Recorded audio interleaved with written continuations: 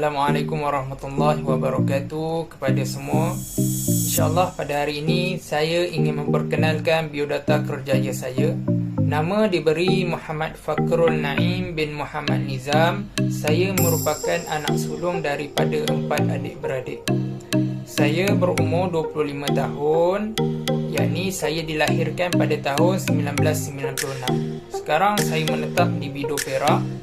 Saya merupakan anak kelahiran Pahang di Bandar Tun Razak, Jengka, Pahang. Sekarang saya menjawat jawatan sebagai guru agama dakwah di salah satu daerah di Perak, yakni daerah Batang Padang. Saya bertugas di bawah seliaan Pejabat Agama Islam Daerah Tapah. Status kerja saya adalah secara sambilan, jadinya saya berdakwah secara sambilan.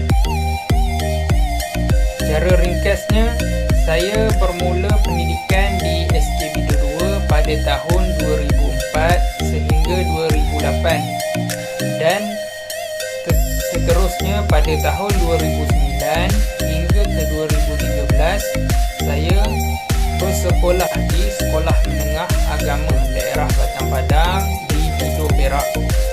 Dan pada selepasnya saya melanjutkan pelajaran di Kolej Universiti Islam Antarabangsa Selangor, yakni pada peringkat diploma, dan saya direct sambung ke peringkat ijazah sarjana muda, yakni diploma jurusan Diploma Syariah Perundangan Islam dan ijazah sarjana muda Syariah dengan undang-undang. Saya melanjutkan pelajaran di Kolej Universiti Islam Antarabangsa Selangor daripada tahun 2014 sehingga 2020. Kira-kira 5 tahun setengah, kerana awal tahun 2020 saya sudah habis belajar di Kolej Universiti Islam Antarabangsa Selangor.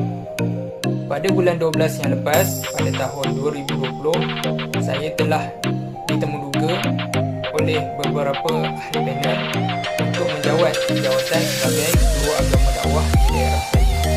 Alhamdulillah, setelah seminggu berlalu, saya dilantik sebagai guru agama dakwah dan saya dikendaki melapor diri pada bulan 1 Januari tahun 2021. Pada tahun 2021, pada bulan Januari, saya melaporkan diri di Pejabat Agama Islam Daerah Tapah bagi menjawat jawatan guru agama dakwah di daerah Batang Padang. Ini di daerah di mana saya bertugas.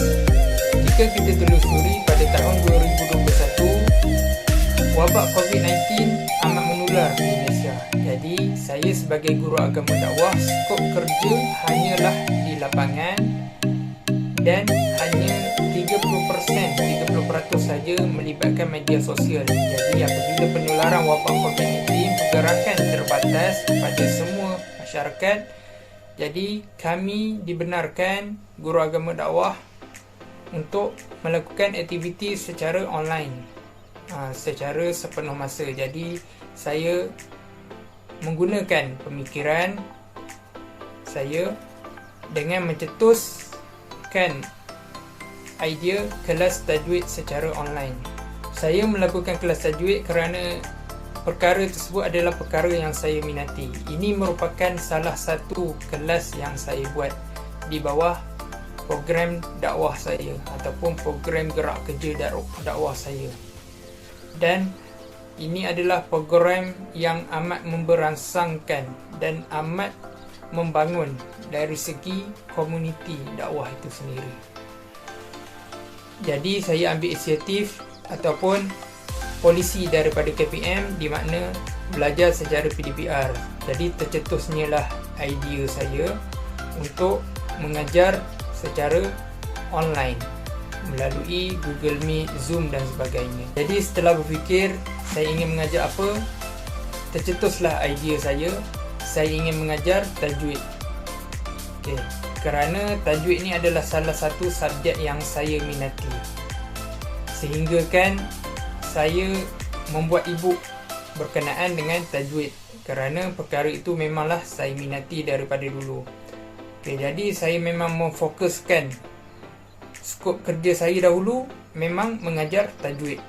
Jadi saya viralkan di media sosial khususnya untuk menjemput orang-orang di daerah saya untuk menyertai kelas tajwid saya.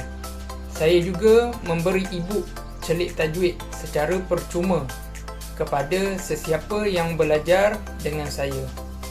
Setelah beberapa kali mengajar sehingga tercetusnya pembuatan e-book, saya ingin explore, saya ingin develop lagi saya punya bakat melalui infografik dalam tajwid. Jadi saya laksanakan kuis dalam bentuk word wall kepada pelajar-pelajar, kerana jika saya telusuri, jika manusia ni lebih faham jika kita menggunakan infografik dalam sistem pembelajaran. Jadi saya laksanakan ia untuk tujuan bagi memahami pelajar-pelajar saya untuk belajar hukum-hukum tajwid. Jadi pada waktu kelas, kebiasaannya pada pengakhiran kelas saya akan membuat quiz game. Quiz game dalam bentuk word wall untuk pelajar-pelajar saya untuk mengingati apa yang telah dipelajari pada waktu kelas. Alhamdulillah, sangat memberangsangkan infografik dalam tajwid ini. Dan saya juga telah menambah baik e-book saya yang terdahulu. Saya masukkan infografik-infografik yang tertentu untuk memudahkan pelajar saya untuk memahami isi-isi kandungan yang telah saya hujahkan di dalam e-book tersebut. Alhamdulillah, selepas itu saya ingin meningkatkan kemahiran saya ingin memperbanyakkan pelajar-pelajar saya. Jadi saya telah memasuki beberapa pusat pengajian. Antaranya pusat pengajian yang saya pernah menjadi tenaga pengajar adalah pusat pengajian Al-Quran dan Al-Arabiyah, dan yang seterusnya pada waktu ketika ini saya merupakan tenaga pengajar Darus Safwah, dan saya juga dalam seminggu sekali saya menjadi tenaga pengajar, yakni Murabbi Mushaf Mu'allaf, pusat kecemerlangan dakwah Islam, di mana mengajar Al-Quran dan Iqra' kepada para mu'allaf di sekitar Malaysia. Jadi setakat itu saja kerjaya saya dalam bidang tajwid, yakni melalui pembelajaran infografik dalam mengenali hukum-hukum tajwid.